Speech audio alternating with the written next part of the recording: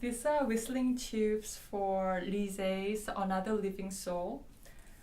We got them online, but you can get them in most toy stores. And I cut one ring at a time to get the pitch we needed. So mine is an A, and David's is B flat. There are various techniques you can use. You can go over your head, and you can even go twice as fast. So the pitches are a little variable, and it depends on the speed. So we'll be demonstrating the beginning of the piece for you.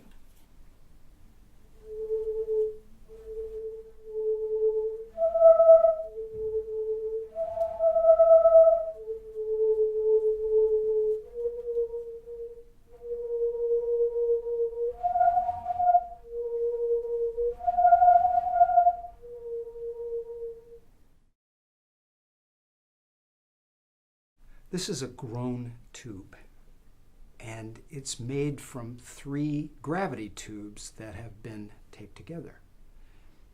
And before you play your Groan tube, you want to glue or tape these ends on both sides of your Groan tube, or else these will fall off. And here's how you play your Groan tube.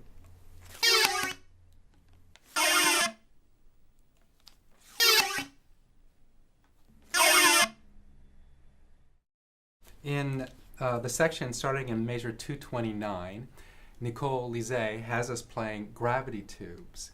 And we have to prepare these gravity tubes because you can't just play one. You have to put 2 together, and you tape them. As you can see, they're taped at the very end. And also, it's very good to realize that you cannot tape them too tightly, because there is a widget inside the tube that goes back and forth. And you don't want to impede that from going back and forth, because if it's too tight, it'll make the tube actually too small. And we also put, as you can see, we put masking tape on one side so that it has a little bit of a coarseness that will excite the string when you play the string.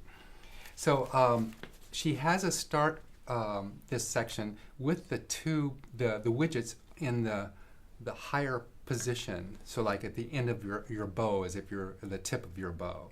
And so John, can you demonstrate so that it would be, and it's important that you play it so that you move the widget or the tube very quickly, so that the widget will then move inside the tube. If you move it slowly, now John will demonstrate slowly, and it won't go at all. So you don't hear it at all.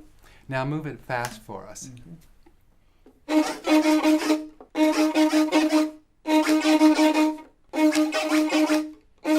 Very good. And what he did there, he's actually preparing it for the next entrance by putting it upside down to get the widgets at the tip again.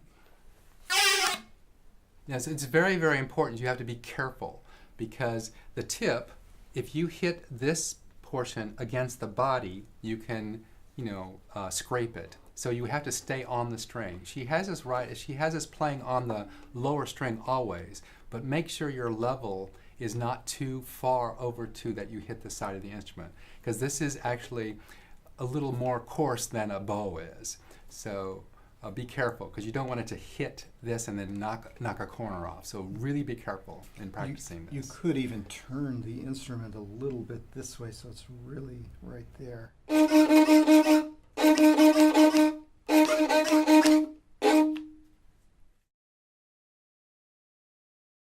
In Nicole's piece, Another Living Soul, at the very end, from 289 to the end, she uses these wonderful sounds from the handbells / desk bells, and this is what they come in. You can get them on the web or on the internet.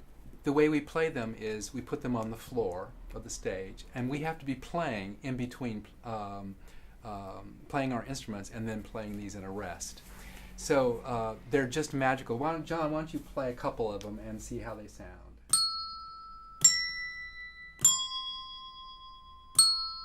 They're really, really incredible, and it just adds this whole magical element to the ending of the work. We have a variety. They come in 8 notes, and so we try to play as many different notes as possible. We don't try not to play the same note twice, or we vary it, so we have like 3 each.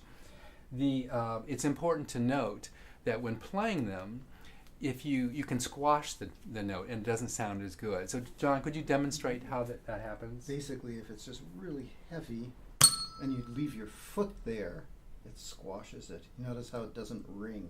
It just kind of, See, it's a thud. so you can't have a heavy foot. You have to have a very light foot, almost like a little tap. And see how beautiful that sounds?